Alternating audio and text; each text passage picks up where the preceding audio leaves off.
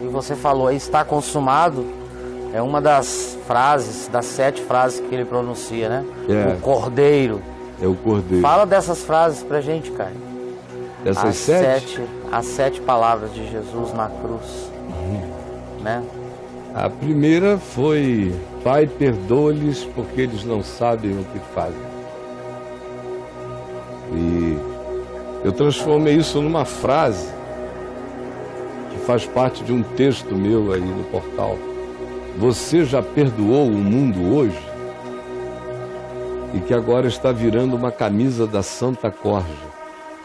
Você já perdoou o mundo hoje? Isso é maravilhoso. Pai, perdoa-os, porque eles não sabem o que fazem.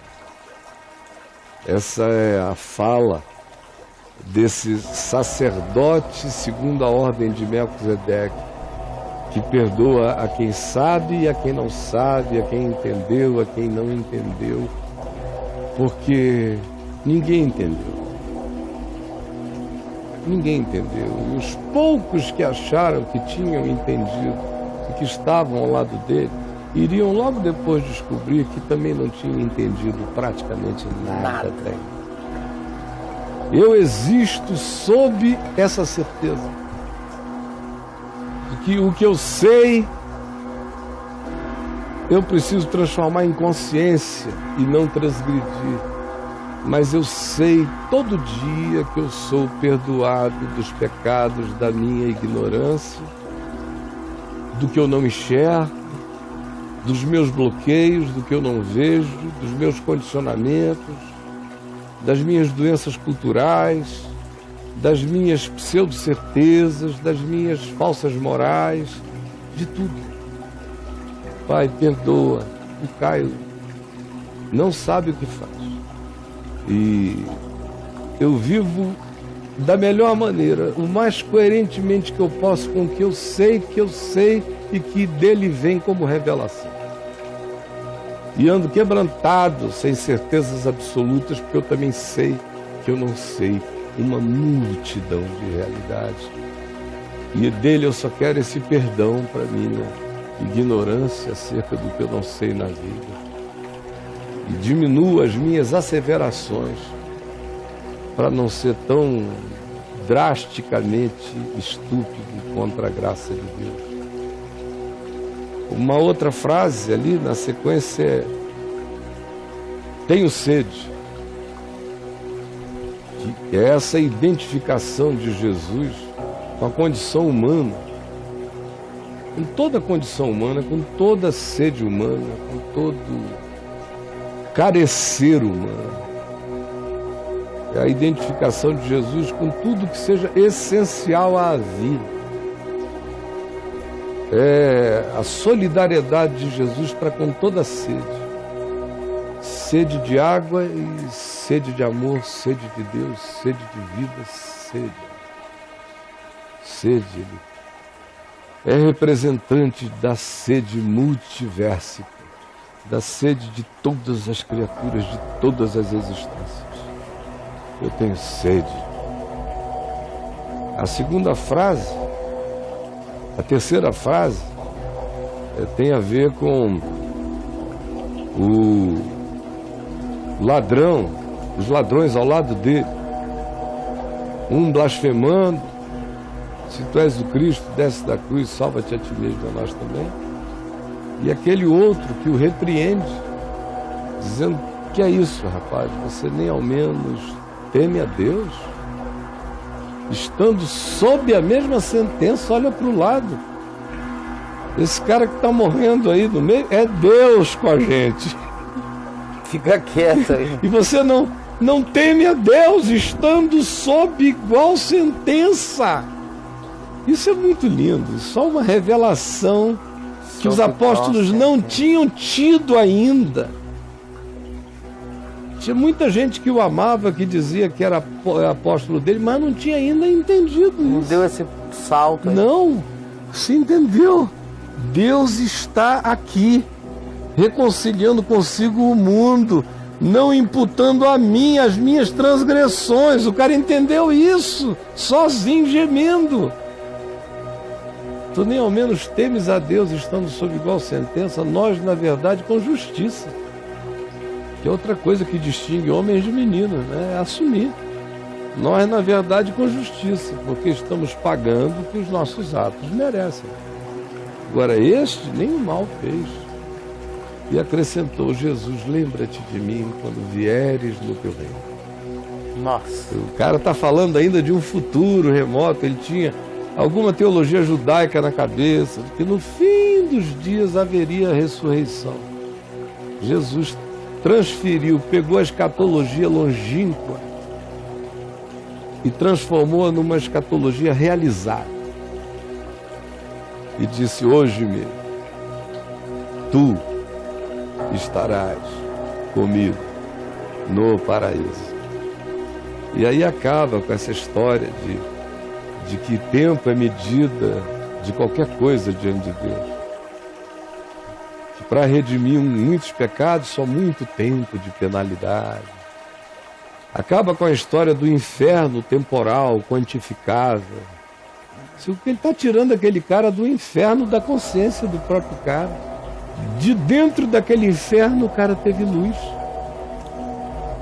De dentro do inferno ele teve luz. E Jesus diz que entre o céu e o inferno não existe nada, a não ser uma percepção. E aí ele diz, em razão dela, hoje tu estarás comigo no paraíso. Hoje ainda. Hoje, já. Quanto dia não tiver acabado no espaço-tempo, você já vai estar na dimensão eterna. Daqui a pouquinho. Segura a onda, você vai entrar naquilo aonde o tempo já não conta. Naquilo que é. A outra frase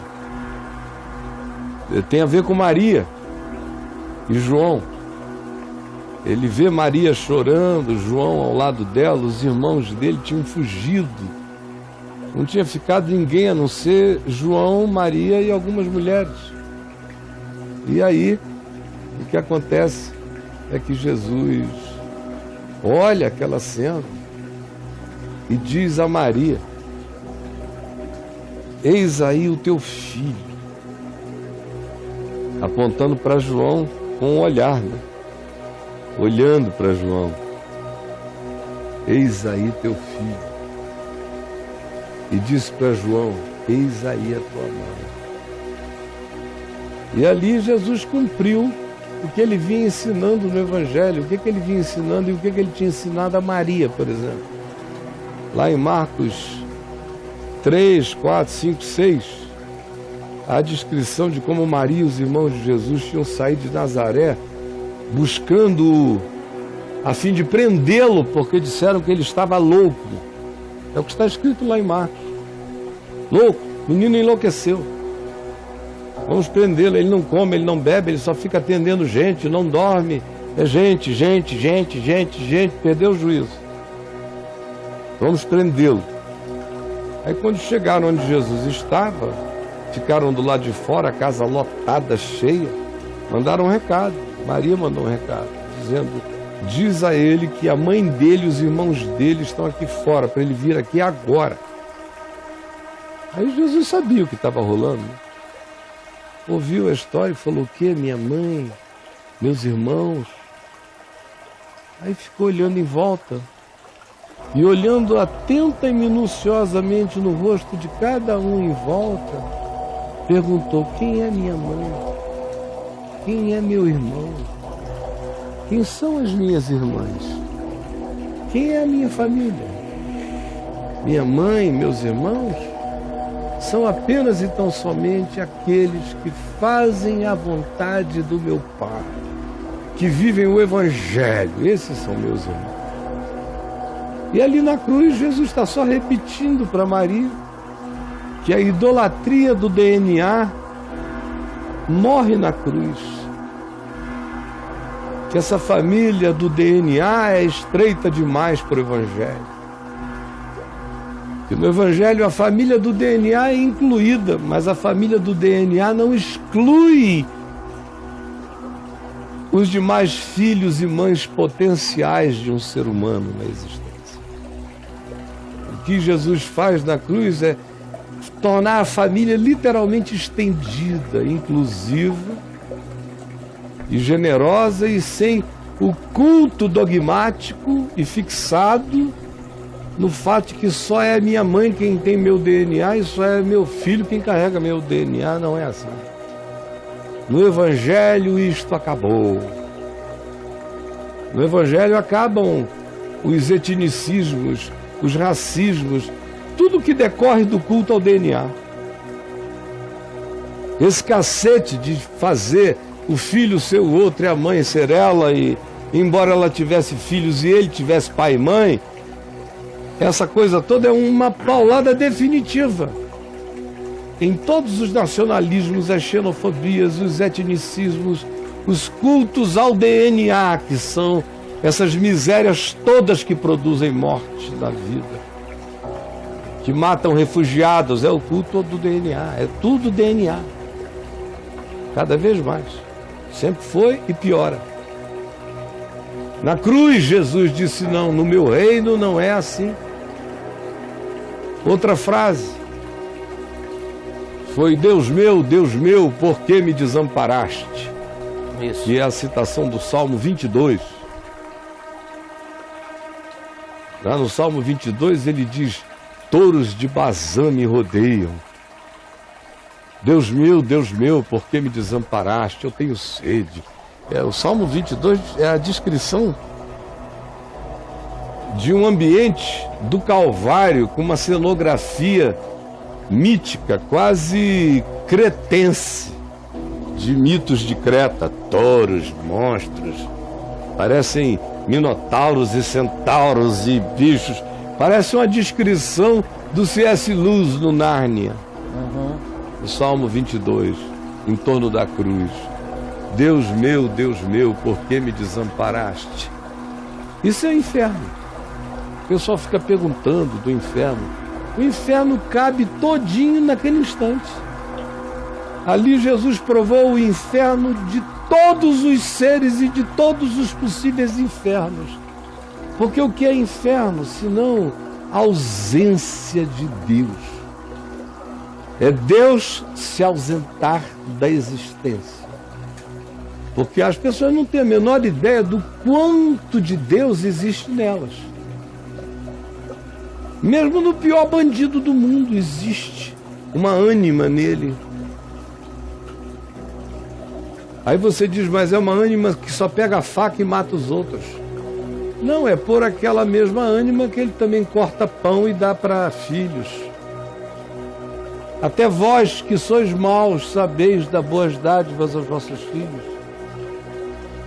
Agora, existe aquela situação em que tudo quanto seja impulso divino, pensamento divino, consciência divina, instigamento divino, são chupados da existência, e a oquidão absoluta é inferno. Esse desamparo. Imagina, as pessoas morrem de síndrome do pânico. E síndrome do pânico é bobagem, mas é uma angústia de abandono, de desamparo. Síndrome do pânico é uma besteirinha dizendo assim: por que me desamparaste? A de Cristo é a soma de todos os pânicos humanos. E aquela angústia do inferno. O inferno não é uma medida de tempo. O inferno é uma qualidade existencial. De modo que essa fala grita de dentro do inferno para a vida. Pedindo misericórdia de Deus para quem está no inferno. No desamparo é a oração de Cristo pelo desamparo do inferno. Por que me desamparaste? E tenho, Pai, nas tuas mãos eu entrego o meu espírito. Sim. Que é a última, não, desculpa, tem a penúltima. Está consumado. Tetelestai. Está consumado, está pago. O inferno foi coberto. A culpa, a solidão. Olha o Passover. como ele vem cobrindo toda a temática da existência. Toda a temática da existência. Veja, em cada uma dessas palavras estão os temas mais basilares da história e da existência humana. Da sede material, a angústia do inferno, O desamparo. a culpa radical, que é o que mais muda o comportamento humano, é o desespero da culpa, para a qual ele diz, não só no início, eles não sabem o que fazem, sem irresponsabilizar ninguém, mas intercedendo. Eles são burros, têm compaixão, eles são ignorantes. E no fim ele diz, está pago. Eu sou o cordeiro rasgado. Eu sou a Páscoa que cobre. Eu sou a propiciação eterna. Está pago tudo de ontem, tudo de hoje e tudo de amanhã, porque o Cordeiro de Deus tira o pecado. E o tempo verbal no Evangelho é presente contínuo. Tirou, tira e tirará. Não parará jamais. Ele é a propiciação. Não foi, ele é. Como diz João na primeira epístola dele, no capítulo 2, no verso 1. Filhinhos meus, não pequeis, mas se todavia alguém pecar, tendes advogado junto ao Pai, Jesus Cristo justo. Ele é a Páscoa, a propiciação, a cobertura sobre os nossos pecados. E não somente sobre os nossos próprios, mas ainda ele é a Páscoa sobre o mundo inteiro. E é claro que cada uma dessas coisas merecia um livro. Né? Você falou do está consumado, e aí a última é em tuas Pai, mãos. nas tuas mãos eu entrego o meu espírito. Esse mesmo que disse ao amaldiçoado ladrão, hoje mesmo estarás comigo no paraíso. Pai, nas tuas mãos eu entrego o meu espírito. Tinha certeza absoluta que era fechar definitivamente os olhos aqui e abri-los nesse lugar que ele descreveu aos discípulos, dizendo, porque eu quero que vós venhais a ver a glória que eu tive junto ao meu Pai desde antes que houvesse mundo. Você já prestou atenção nessa frase de Jesus, lá no Evangelho de João, quando ele diz aos seus discípulos, porque eu quero que eles vejam, ele orando em João 17, eu quero que eles vejam a glória que eu tive junto a ti, desde antes que houvesse mundo. É que o tempo é curto, mas é lindo demais. Meu Deus do céu. É lindo demais, meu amigo.